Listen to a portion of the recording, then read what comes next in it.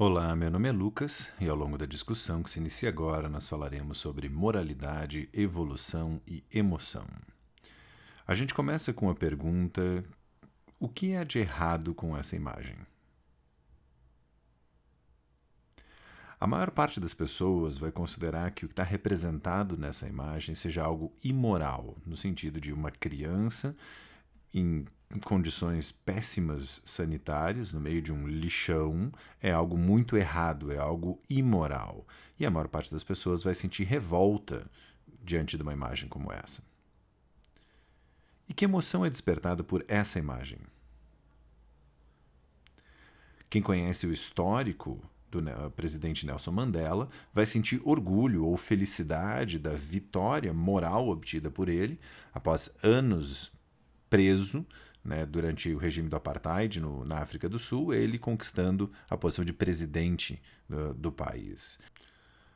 Moralidade é algo que parece ser universal na cultura humana e provoca respostas emocionais intensas. A gente tem uma associação entre moral e emoção.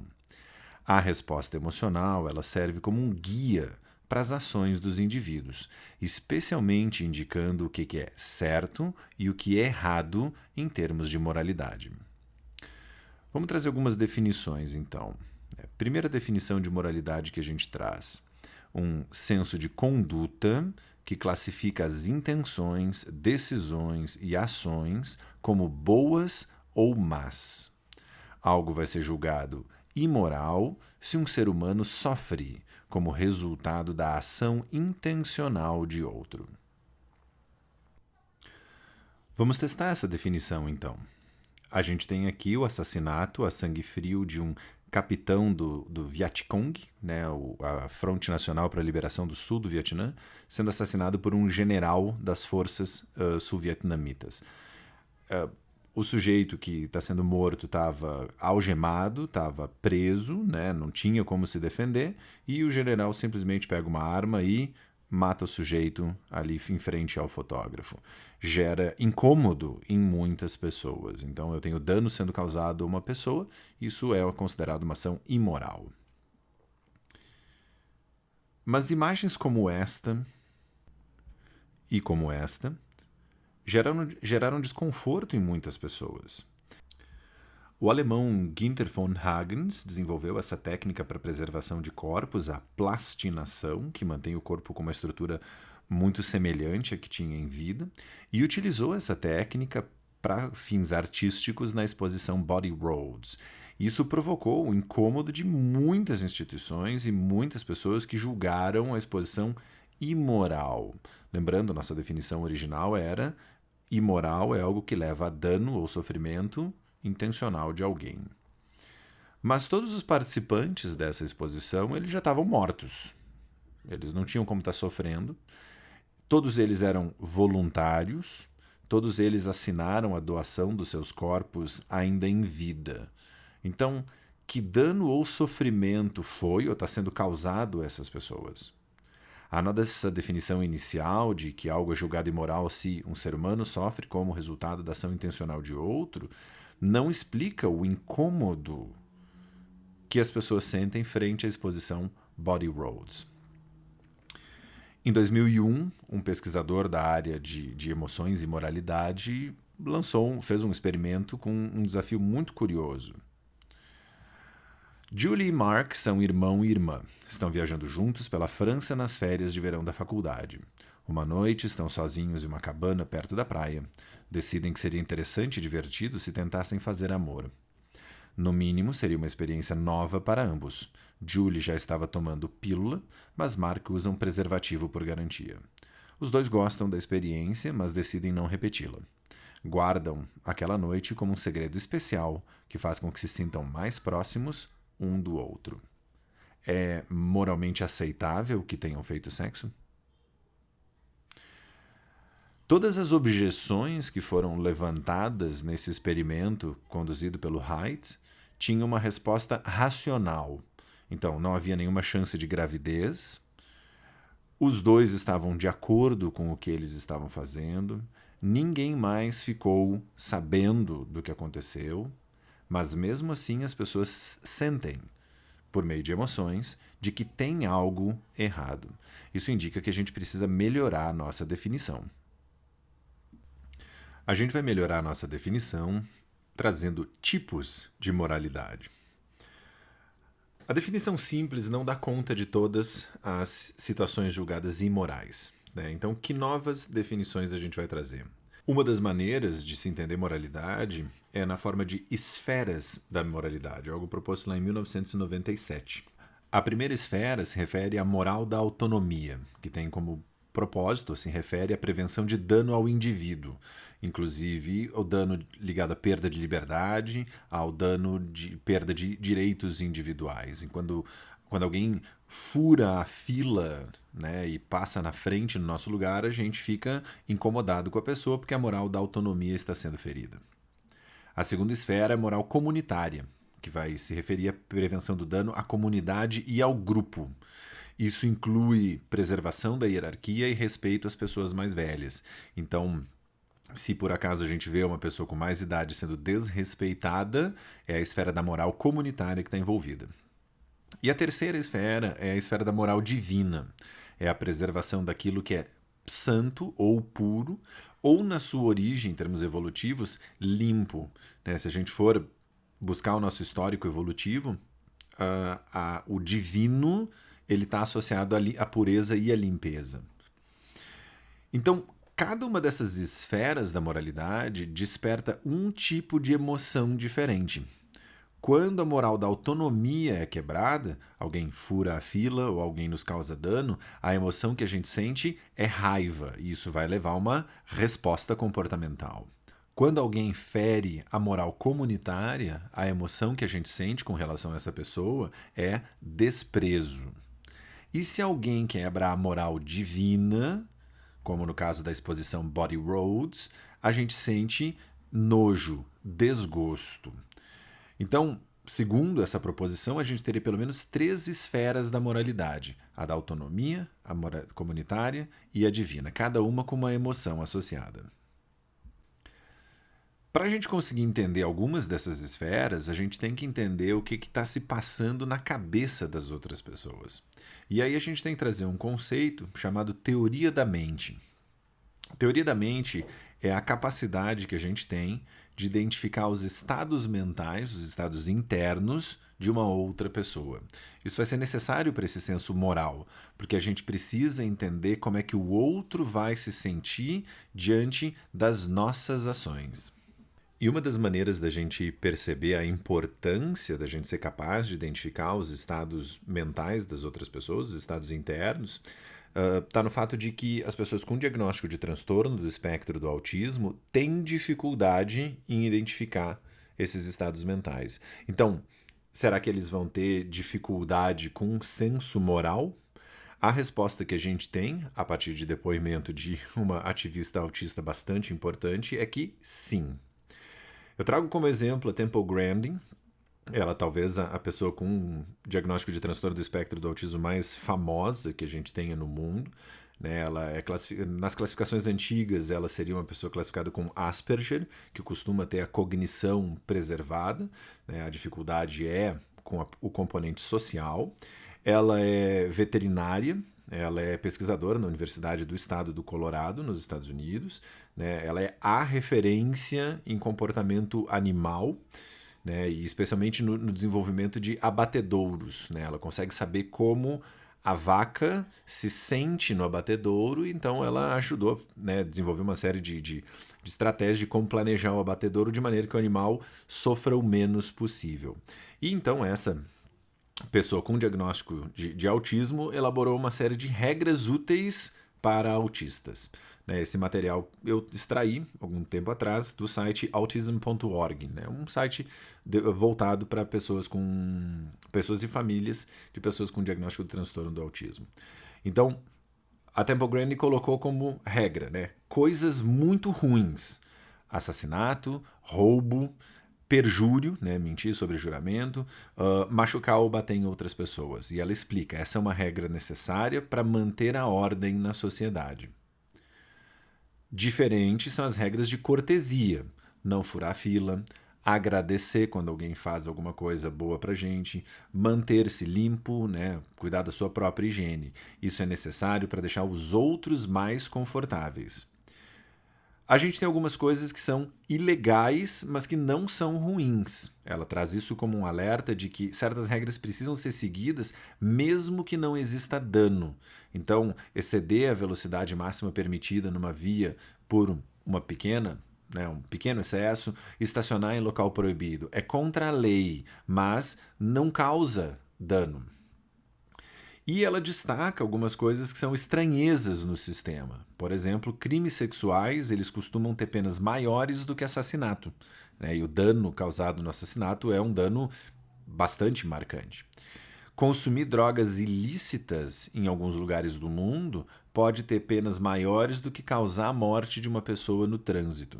Essa é uma ressalva que ela faz para que pessoas com diagnóstico de transtorno do autismo percebam que não dá para usar o tamanho da pena como referência da seriedade da infração. Por que essa situação é importante, toda essa situação é importante para a gente? Porque para as pessoas comuns, né, as ditas neurotípicas, né, as pessoas que não ganham diagnóstico de transtorno do espectro do autismo, muitas dessas regras elas quase são intuitivas, a gente entende o porquê das regras. Para um indivíduo com dificuldade em compreender o que se passa na cabeça da outra pessoa, você tem que explicar a mais do que para uma pessoa comum. Ou seja, o indivíduo que não consegue com facilidade entender o que se passa na cabeça do outro pode ter dificuldade para entender regras que tenham alguma origem moral. Mas então, a gente tem essas 3 esferas da moralidade, a gente tem indicativo de que entender como o outro se sente é importante para a moralidade funcionar, mas tem algumas maneiras diferentes e mais contemporâneas ainda de entender a moralidade, especialmente a relação entre o que é universal na espécie humana e o que depende da cultura. De maneira simples, moralidade é algo que parece ser universal na espécie humana. Como espécie, a gente tem essa noção de que existem coisas que são certas e coisas que são erradas. Então, raiva se a gente sofre uma trapaça, que a gente precisa ser leal ao grupo, que a gente deve se importar com as pessoas que estão sofrendo. Mas o que a gente observa é que existem variações culturais e variações individuais. Então, o Haidt, né, junto com Joseph, em 2004, trouxe uma outra maneira de enxergar a moralidade que expande a ideia das esferas. A hipótese deles é que a gente tem alguns domínios ou módulos ligados à moralidade que são modificados culturalmente. Então, para além das esferas, né, como alternativa às esferas da moralidade, a gente teria esses domínios da moralidade com as suas modificações culturais. E cada domínio, então, vai ter gatilhos que são adaptativos, que fazem sentido, adaptativos no sentido de evolução biológica, mas também podem ser recrutados por alguns gatilhos que não são adaptativos. E cada domínio vai ter emoções, qualidades e defeitos associados. O primeiro, então, desses domínios seria o domínio que eles chamam de dano ou cuidado. A função adaptativa desse domínio é proteger e cuidar os familiares jovens, cuidar os enfermos e cuidar dos vulneráveis. Os gatilhos para esse domínio seriam o sofrimento ou a ameaça a um parente. Então, esse é um domínio para a gente cuidar das pessoas próximas. Só que uma série de gatilhos acidentais costumam também recrutar esse domínio. Por exemplo, um bebê foca, né, um animal que não é próximo dos humanos, mas que tem uma cara fofinha, que evoca as mesmas sensações que um bebê humano evoca, também vai nos gerar uma mobilização de protegê-lo, de cuidar desse bebê. E mesmo personagens de desenho animado recrutam isso. A emoção característica desse domínio seria a compaixão. E a gente teria a gentileza como uma virtude associada a esse domínio e a crueldade como um vício associado a esse domínio. O segundo domínio é o da justiça e da reciprocidade.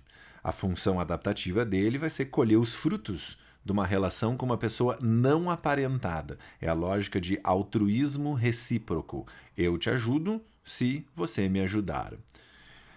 Os gatilhos usuais são a cooperação, que vai fazer com que a gente coopere mais com a pessoa, a trapaça e a enganação, que vão fazer com que a gente não trabalhe mais junto com a pessoa, mas alguns gatilhos acidentais acabam sendo recrutados. Por exemplo, a fidelidade no casamento, a nossa relação com algumas máquinas. Se a máquina não funciona como a gente espera, a gente sente que a máquina nos traiu e a gente fica com raiva da máquina. As emoções associadas são a raiva, a gratidão, a culpa, né? Raiva quando a gente se sente traído, gratidão quando a gente se sente auxiliado, culpa quando a gente deixa de auxiliar alguém ou que a gente sente que fez algo errado para a pessoa. E a gente teria justiça, honestidade e confiabilidade como virtudes e a desonestidade como um vício. O terceiro domínio é o do senso de grupo, que está associado à lealdade. Em termos adaptativos, o propósito é colher os frutos de uma relação em grupo. O gatilho que é adaptativo é uma ameaça ao grupo. Se o nosso grupo é ameaçado, a gente se organiza para ir contra essa ameaça em grupo. Mas torcidas de futebol que não costumam representar vantagem adaptativa para o sujeito, eu sou de uma torcida, eu sou de outra torcida, também recrutam esse tipo de domínio, também são gatilhos para esse tipo de domínio. Então, o encontro entre dois grupos de torcedores de times rivais pode levar a uma situação de violência, mesmo que um grupo não tenha feito nada de errado para o outro no início. A gente vai ter como emoções associadas a sensação de pertencimento, de orgulho por pertencer ao grupo e de sentir raiva para com os traidores. A gente pode ter lealdade, patriotismo e autossacrifício como virtudes, traição e covardia como os vícios associados. O nosso quarto domínio é o da autoridade e do respeito. E a função adaptativa é a gente ter parâmetros para conseguir negociar e navegar dentro das hierarquias. Os gatilhos adaptativos, em termos evolutivos, são os sinais ligados à dominância e à submissão, que são indicativos de que a pessoa está se encaixando na hierarquia de como esperado para ela. Mas a gente tem uma série de gatilhos acidentais que acabam recrutando esse domínio.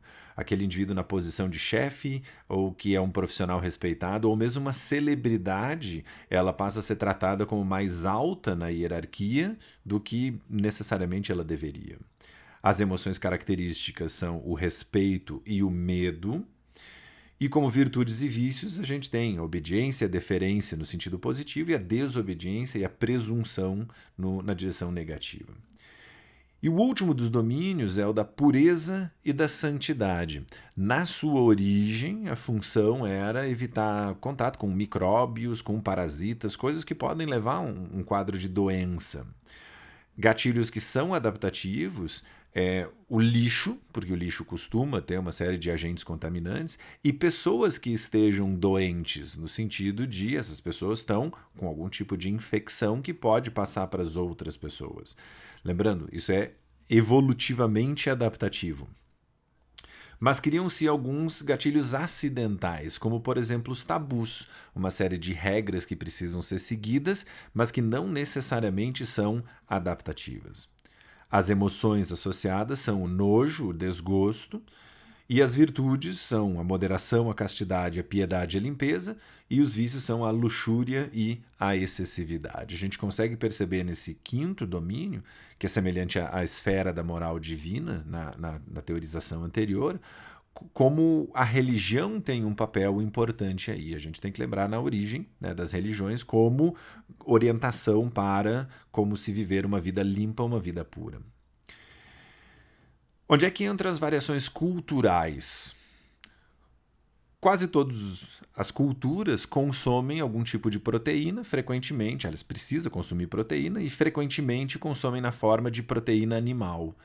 Então, comer proteína é necessário, mas certos tipos de proteína, certos tipos de animais, eles são considerados impuros para consumo. Então, no mundo ocidental é comum que se coma porco e existe né, contemporaneamente, toda uma valorização do papel do bacon, né, do sabor do bacon. Mas isso é algo que é impuro, por exemplo, para indivíduos muçulmanos. Então, se a gente for comparar, por exemplo, uma cultura ocidental, né, representada talvez pela cultura norte-americana, que valoriza o bacon, e a cultura muçulmana, em que o bacon é impuro, as duas culturas têm um domínio para a moralidade. Mas o que é puro, o que é impuro, bom, aí vai depender da cultura. Então, lembrando, essa organização em 5 domínios morais é algo que vem para suplantar a teorização anterior das 3 esferas morais. É o que a gente tem de contemporâneo.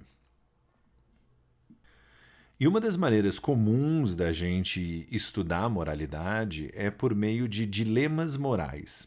Esses dilemas morais, eles propõem situações moralmente complexas. Eu já trouxe o exemplo aquele do irmão e da irmã de férias fazendo sexo, trazido pelo Haidt. E um dos dilemas mais famosos que a gente tem é em português a gente diz o dilema do bonde. Na sua primeira versão, na sua primeira variante, o dilema do bonde está na seguinte forma. Denise é passageira em um bonde cujo condutor desmaiou.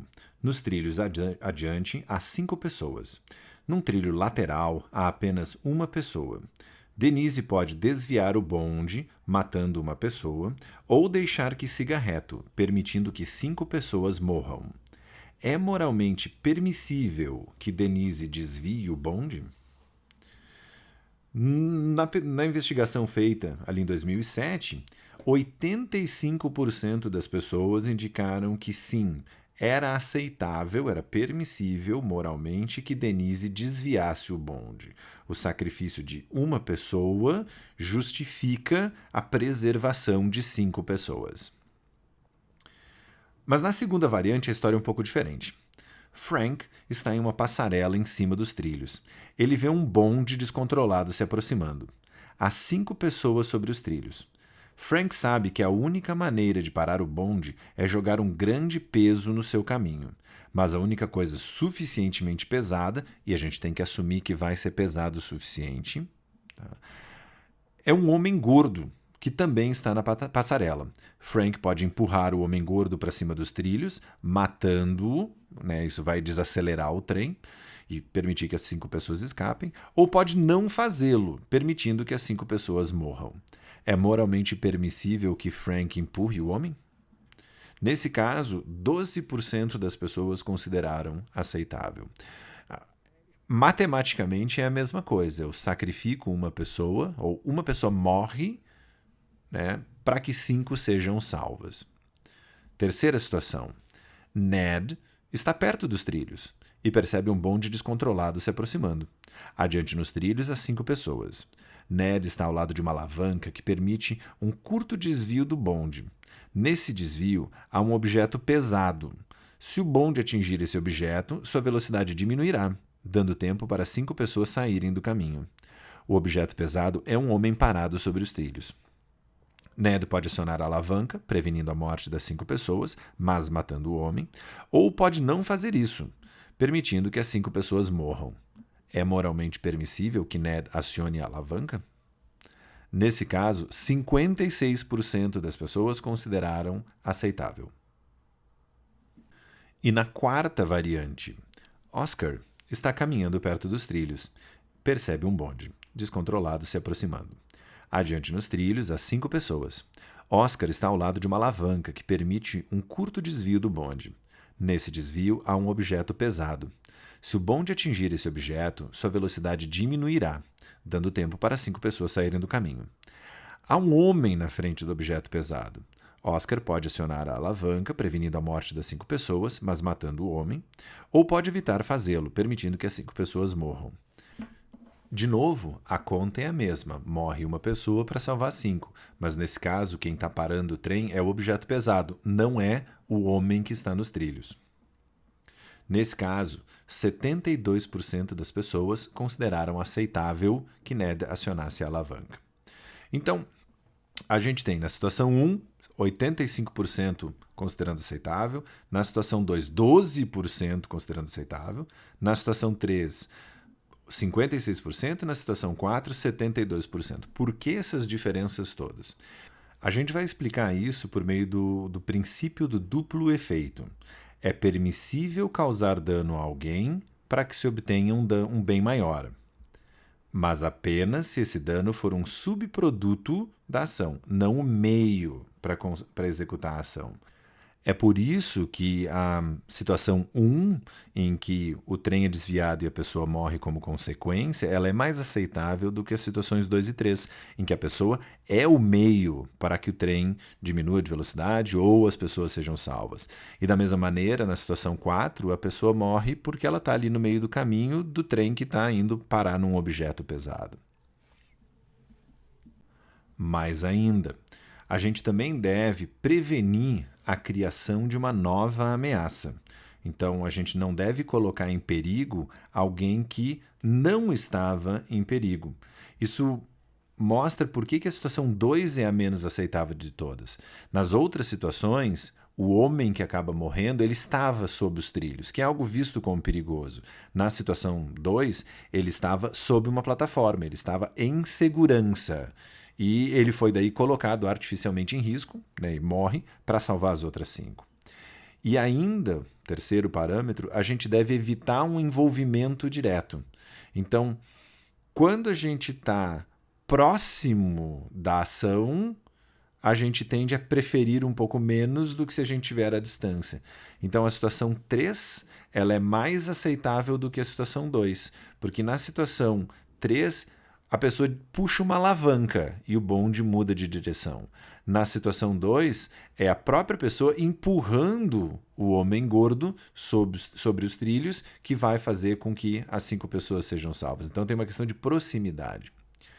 Um exemplo extremo que fere todos esses parâmetros é a situação de 5 pessoas morrendo num hospital, cada uma está morrendo como consequência da falha de um órgão diferente, e na sala de espera tem um homem saudável. Né? É moralmente permissível usar os órgãos desse homem saudável para salvar a vida de 5 pessoas? Né? O sujeito está em segurança, saudável, e ele vai ser sacrificado para salvar as 5 pessoas. Isso vai ferir todos os parâmetros e basicamente sempre vai ser considerado imoral. Então, juntando tudo, né, parece haver universalidade na espécie humana de que a gente tem comportamento moral. Né? A gente tem variantes culturais, gatilhos culturais são diferentes, tá? E essa moral evoca emoções específicas. Essa moralidade ela parece ser importante para a gente conviver em grupo e ela acaba sendo adaptativa, aumentando a sobrevivência do membro desse grupo. E ela parece estar organizada, seja em esferas, seja em domínios, que promovem respostas emocionais e respostas comportamentais diferentes, né? E parece haver parâmetros para a gente entender o que rege as regras morais, mas o estudo disso ainda é relativamente recente.